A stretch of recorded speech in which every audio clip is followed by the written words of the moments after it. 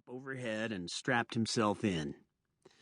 The hull was sealed and the plane began to taxi. Dan Laird, with a placid, almost bored look on his face, peeled the plastic wrap from another toothpick and watched the little jet climb into the sky and disappear. When it finally reached altitude and steadied into a course, Kyle knew they were headed north. That was not very helpful since most of the entire boot of Italy lay north of Rome, and then Europe, and eventually the North Pole. The flight could be going anywhere. He got his laptop down and plugged it into a charger in the armrest, opened the word processing program, found the folder containing information on the new company's polymer-encased bullet experiment.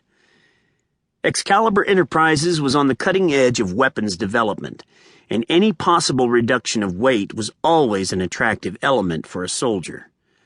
The average American infantryman, when all geared up with comms, ammo, batteries, pack, water, rifle, and other necessary items, carried about as much weight as a medieval knight's suit of armor. Having lugged more than his share of tonnage around a battle zone, Kyle knew how those loads seemed to increase at every step. Trimming fractions was important, and plastic cartridges were not only lighter than brass, but cheaper too. Excalibur could reap another fortune if it could get the bugs worked out and the patents approved. His challenge was to report back to his boss, mentor, and surrogate father, Sir Geoffrey Cornwell, the CEO of Excalibur, without leaving a word trail that might connect the company to today's murder. Having questions asked in Parliament or by a congressional investigating committee was to be avoided.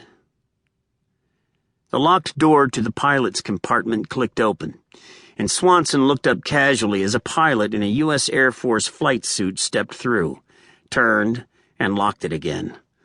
The major, on loan to the Central Intelligence Agency, wore no name tag. Kyle closed the laptop lid. "Welcome aboard, sir," the flyer said, leaning on the seat back in front of Kyle. "Take off your tie and make yourself comfortable. Drinks are in the aft refrigerator, including some of the harder stuff.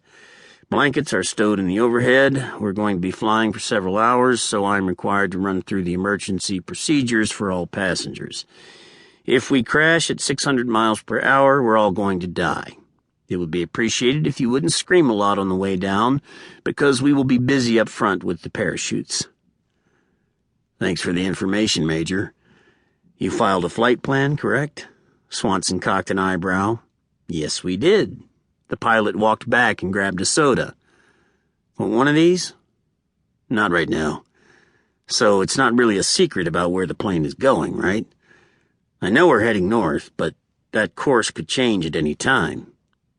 The pilot laughed, then took a pull of the cold drink. "No longer a secret, sir. We will continue on this heading all the way to Helsinki, tracked by the radars of about a half-dozen countries en route. There is no mystery to a straight line.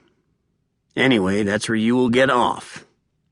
Other than that, I don't know nothing." "Finland. An unusual destination, if I may say so." "Yes, it is. Lots of blonde young ladies and saunas. That could be a nice combination. Do pilots ever think of anything other than airplanes and sex?" "What else is there?" The pilot grinned, turned, and went back to steering his sleek contraption through the sky. Kyle thought, Finland. He turned his attention back to the computer keypad and resumed drafting his carefully worded report. He did not remember drifting into the dreamless sleep, because he was exhausted after the long day that had started before sunrise in Rome. It was about midnight, local time, according to a clock on the bulkhead, when the pilot woke him up by announcing on a speaker in the main cabin, "Prepare for landing." Kyle went to the bathroom and washed his face and straightened his clothes. Then he buckled back into the seat as the Gulf Stream slid gracefully down over the dark Baltic Sea and touched down at the Helsinki-Vantaa International Airport. The aircraft rolled for a while to reach the military